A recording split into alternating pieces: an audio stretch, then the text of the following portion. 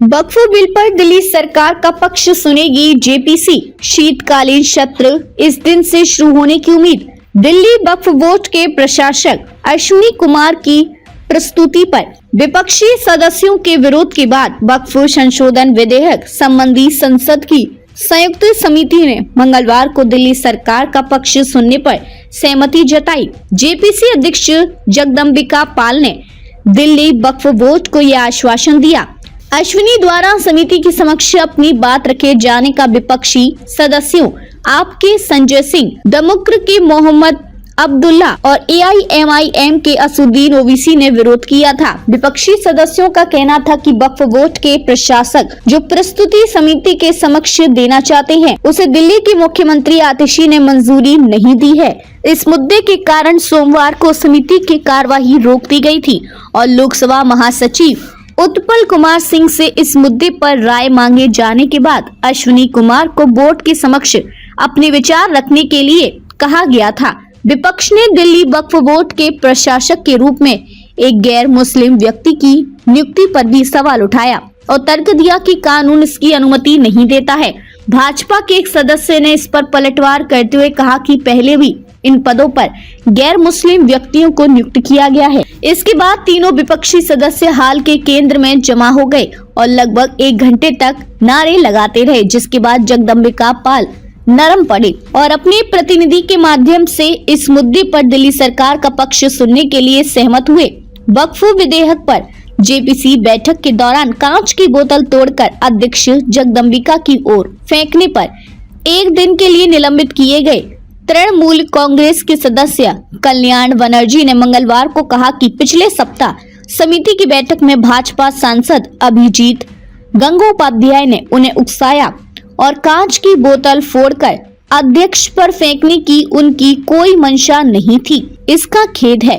बनर्जी मंगलवार को समिति की बैठक में भी शामिल हुए। उस दिन के घटनाक्रम पर पहली बार सार्वजनिक रूप से अपना पक्ष रखते हुए बनर्जी ने कहा कि वे 22 अक्टूबर को वक्फ संशोधन विधेयक पर जेपीसी की बैठक में गंगोपाध्याय को उनके आरोपों और व्यक्तिगत हमलों पर जवाब देने के लिए मजबूर थे।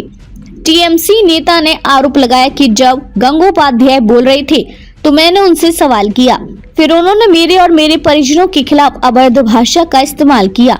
वक्फ संशोधन विधेयक पर जेपीसी विभिन्न हितधारकों के विचार जानने के लिए 4 व 5 नवंबर को मुस्लिम महिलाओं, शिक्षाविदों, वकीलों और सामाजिक धार्मिक संगठनों के साथ बैठक करेगी। 9 नवंबर से समिति असम के गुवाहाटी से अपने 5 राज्यों के दौरे की शुरुआत करेगी और वहां असम, मेघालय, मणिपुर और त्रिपुरा के वक्फ बोर्डों के प्रतिनिधियों, अल्पसंख्यक मामलों और कानून और न्याय विभाग, राज्य अल्पसंख्यक आयोग के साथ अनौपचारिक बातचीत करेगी।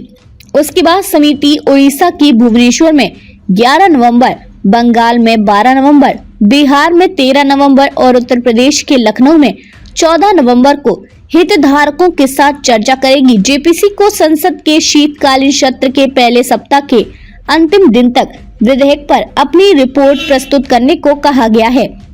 शीतकालीन सत्र 25 नवंबर से शुरू होने की उम्मीद है। नांदेड़ शहर के फर्नीचर मार्केट में एक भरोसेमंद और मशहूर नाम CM furniture and home appliances. उम्दा क्वालिटी, वाजबी दाम, यही है हमारी पहचान। हमारे यहाँ नामी गिरामी कंपनियों के सागवान और वुड बेस मटेरियल से बने बेहतरीन bedroom set, sofa set, tea table, अलमारियाँ, dining table, sleep well mattresses और ब्रांडेड कूलर्स और दीगर तमाम तरह के फर्नीचर्स। इसके अलावा ऑफिस फर्नीचर में office table, revolving chair, visitor chair और ब्रांडेड कंपनी के फाइबर चेयर भी दस्तयाब है। शादी व दीगर तकरीबात के लिए हस्बे जरूरत और साइज के मुताबिक फर्नीचर तैयार किए जाते हैं। एक बार जरूर तशरीफ लाए। प्रोप्राइटर नवाब यासिर और नवाब जुबैर। मजीद तफसीलात के लिए राब्ते का पता है CM furniture and home appliances, near famous function hall, Mal Tekdi road, Deglur नाका, नांदेड़।